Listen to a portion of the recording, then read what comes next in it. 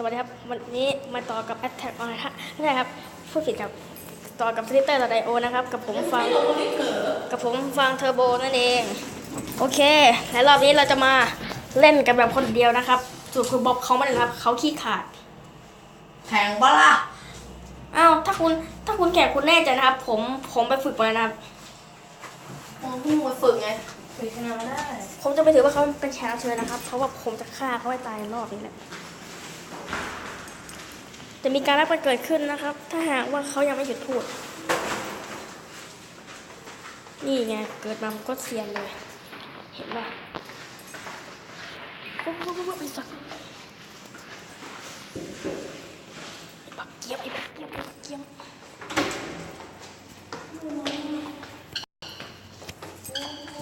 ดี๋ยวปิดก่อนนะลูกมิ้งขยะตายถึงขั้นมากเลยครับโอ้โหพลาดแป๊บพี่ผมอ่านหนังสือก่อนนะพลาดเดียวตายทั้งไส้เลย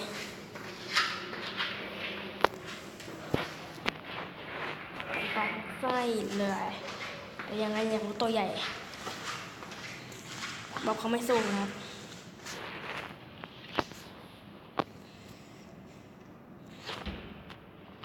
ปัดม้วนแป๊บเดียวก็ได้โอ้โหง่าย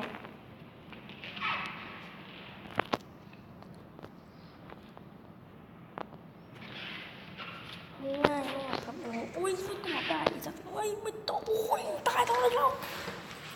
โอ้ไม่น่าหลบซ้ายหลบขวามากเลยครับท่านพี่น้องโดนอัดมัน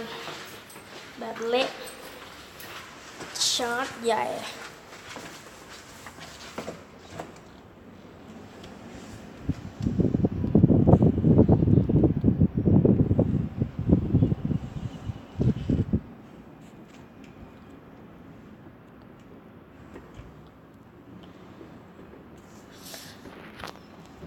สับเอาอีกแล้วโอ้โหท่านผู้ชมครับวันนี้ผมไม่ค่อยได้พูดอะไรเลยครับโอ้ยแต่พออยากกินฟิชเชอร์แมนฟิชเชอร์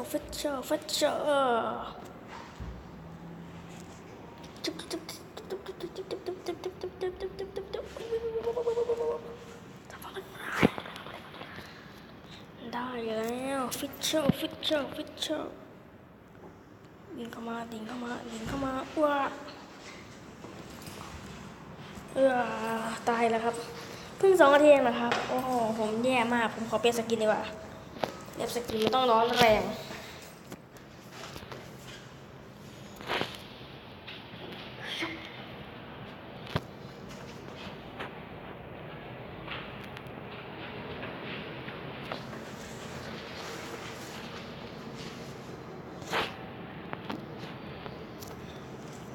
เป็นไงครับ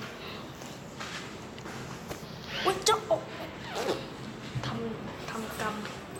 รมก็รับผลนะครับแล้วคุณเดินตามผมทำไมครับไม่เป็นเลย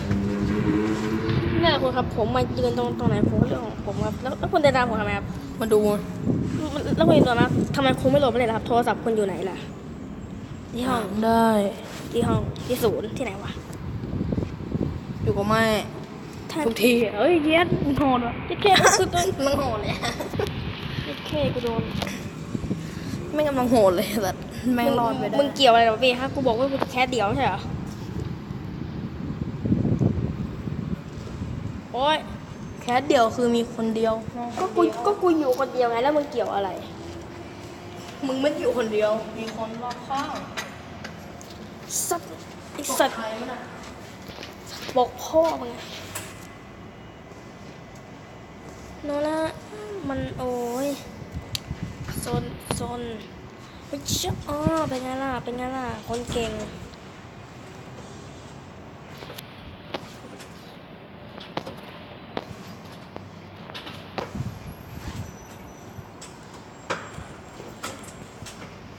โอ้ยโดนแล้วครับโอ้ยมันเล่นยากจริงๆนะฮะ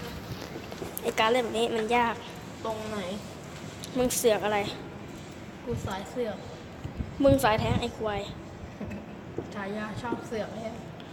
มึง ไอ้คำว่าสายแท้งมันเป็นมันเป็นฉายา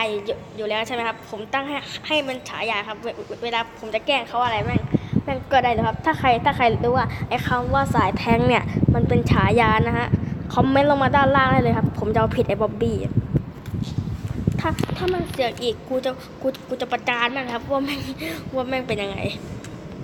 ประจานไปเลยเหมือนไฮโซนะสัตว์แพ้เกมกูครับheyen.com มันดูมันว่า heyen.com มันว่าผมเย็นครับครับ ก็มึงเหยินเหลือพี่ถ้าถ่ายความตัวเองมาส่งมาล่ะเอามึงไม่เชื่อมึงถามคุณผู้ชมได้เลยว่าตอนกูแคสเกมครั้งแรกกูเหยินหรือเปล่าเนี่ยรอบกูแคสรอบสองกูเหยินหรือเปล่ามึงถามคุณผู้ชมได้เลยควายโอ๊ยชิบหายกูโดนทุกคนครับประชากรทั้งโลกเห็นครับว่าผมไม่เหยินใครจริงโอ้โหครับโอเคคุณคอมเมนต์มาตอนนี้เลยคอมเมนต์มาเลยเอาผมต้องการตอนนี้ครับผมไม่ต้องคอมเมนต์หรอกที่ผมก็มีให้ถามว่ายัดเหยินเท่ เปล่ากูโดนนะไม่กูหลบได้ปุ๊บเฮ้ยหลบได้ยัดแค่โดนอีกแล้วมึงโดนเสร็จว้า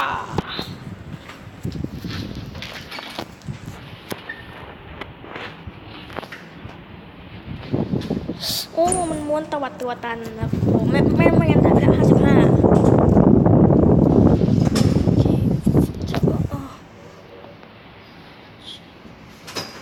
ฟิชเชอร์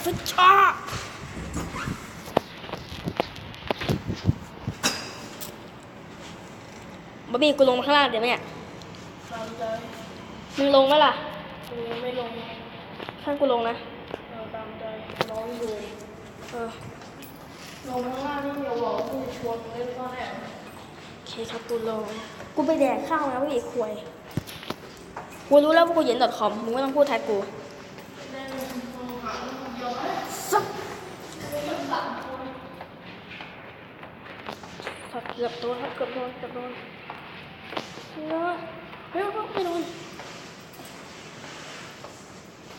เย้ยไม่โดนไม่ได้แดกกูหรอกเป็นไงนะครับคุณทุกคนเห็นครับผมเทพขนาดไหนโอ้แสบคอ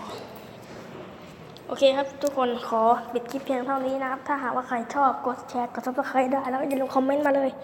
นะครับบ๊ายบาย